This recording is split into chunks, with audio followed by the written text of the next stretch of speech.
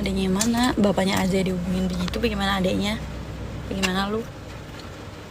Amri kemana sekarang nggak tahu gue. Manusia seperti em jangan dikasih panggung lagi, merugikan. Iya makanya aku bilang gitu. Mudah-mudahan dari kejadian ini udah tidak ada lagi yang ditipu. Jadi setidaknya walaupun emang mungkin someday uang gua nggak balik, ya setidaknya pelajaran, maksudnya kasus gue ini bisa dijadiin pelajaran sama orang-orang, dan dia tuh udah nggak ada lagi peluang buat nipu-nipu lagi gitu. Gue terus terang merasa menyesal dan bersalah gitu, bahwa supportnya gue ke dia malah ternyata menimbulkan banyak korban-korban baru. Seharusnya pada saat dia udah terpuruk waktu itu, gue nggak harus support gitu. Lupa kalian lagi puasa ya. Perdata apa pidana mah masuknya dua-duanya. Jadi gini boy, coba hubungi. Saya masih komunikasi baik sama Kang Enyon. Amri gimana sekarang saya juga nggak tahu. Saya emang lagi nggak puasa gitu. Mas kalian campur. Awal mula kenal sama RM gimana? Awal mula kenalnya tuh dulu waktu lagi saya masih di PO saya yang lama. Ya saling support aja sesama antar PO gitu. Tapi ternyata emang orang ini bersifat yang tidak baik. Ini yang warna biru masih ada kak? Masih. Waktu RM gabung di Kencana, Mbak udah gabung sama RM? Udahlah itu mah. Jadi video yang dia buat waktu lagi klarifikasi dia dipecat itu dibikinnya di komplek rumah gua tau. Untung ketemu sama orang yang sabar. Kalau gua ketemunya sama gua pasti kekerasan.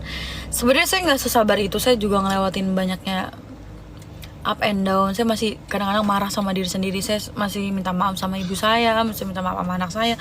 Karena maksudnya kesalahan saya dalam memilih teman itu jadi membawa keluarga saya terbawa-bawa gitu. Ikut jadi buzzer menyerang Pak Haji ya. Saya waktu itu disuruh sama beliau, tapi saya nggak lakuin.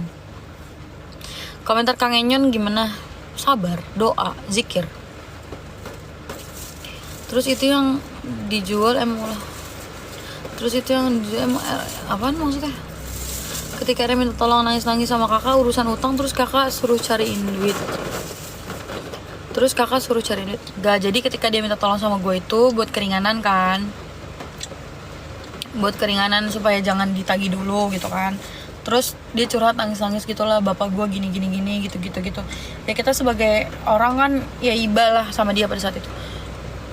Gue nyari investor, si ini malah dipanggil sama bapak suruh jangan bantuin gitu. Akhirnya ya udah kita bikin proposal, kita bikin proposal. Terus gue buat PT gitu kan, gue buat PT, nanti gue endorse lu, nanti gue pakai lu sebagai branding kayak gitu. Wow. Beliau di mata teman deket-deketnya sekarang gimana? Arti bus harga 300 juta diinvestasikan 1,3 M. Double D Kencana yang dulu dijual Mbak itu ulah si RM. Oh, kalau waktu lagi dia di Kencana aku tidak tahu menau. Maksudnya udah gabung tapi aku biarkan dia karena katanya dia mau nyari bulanan di itu Kencana dan saya tidak tahu menau. Si RM udah dipecat, iya. Gila ya penjahat udah. Setelah kemarin saya masih nggak percaya gitu kan ya sama apa yang terjadi gitu, tapi setelah ke masalah ini tuh emang dia udah niat ngorbanin gue tuh. RM-nya di mana sekarang nggak tahu. Coba buat ketemu sama Pak Haji kayaknya susah deh. After dia kasus sama Pak Haji, kenapa masih percaya sama RM? Udah dijelasin, nanti kalian nonton aja. Pokoknya tadi udah aku jelasin detail bahwa saya itu kerja sama beliau sebelum beliau dipecat. Saya itu beli bis waktu itu awalnya, cuman karena udah keburu dipecat, beli bis, udah bayar, udah apa segala macam, terus dia dipecat. Mau nggak mau saya harus tetap berada di dalam areanya dia supaya uang gue nggak hilang. dikasih kesempatan kedua sama Allah buat bisa bantu lunasin utang-utang dia, malah nipu lagi. Susah kan?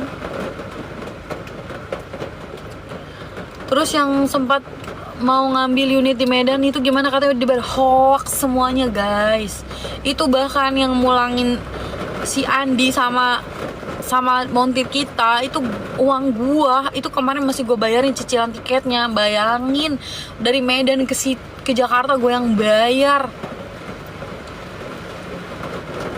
Karena kan pada saat itu omongannya si Andi begitu, kan ibu di rootnya, saya nggak mau tahu kan ibu di rootnya. Giliran begitu dia mengakui saya sebagai dirut, tapi selama ini saya juga tidak diperlakukan sebagai dirut. Makanya waktu itu ada klarifikasi video yang gue tuh bener-bener kesel banget. Si Andi komentar seolah-olah dia itu mengetahui segalanya, padahal dia tuh nggak tahu apa-apa. Dan dia tuh salah satu orang yang selalu ikut ke rumahnya investor kok. Semuanya investor pada bilang ada Andi Tato ikut kayak gitu. Kok nggak live di IG? Kan kemarin lagi viralnya di TikTok, makanya gue live di TikTok. Duit investor belum ada yang balik. Pak Haji kira-kira mau ngebayarin nggak ya ujungnya? Gue juga nggak tahu. Matanya berkaca-kaca. Udah keder, gue udah bingung. Gimana kasus masih menunggu video berikutnya? Saya udah kehabisan tenaga mas, jujur aja. Saya kehabisan tenaga, saya kehabisan semangat buat terus mengupayakan itu. Cuman saya pasrah aja sama Yang Maha Kuasa. Saya sekarang fokus aja nyari nafkah buat keluarga saya. Saya capek ngobrolin kayak gitu karena juga enggak baik buat saya, karena orang-orang pada ngiranya saya gibah, padahal saya tuh nge-warning supaya enggak banyak orang-orang yang kena tipu.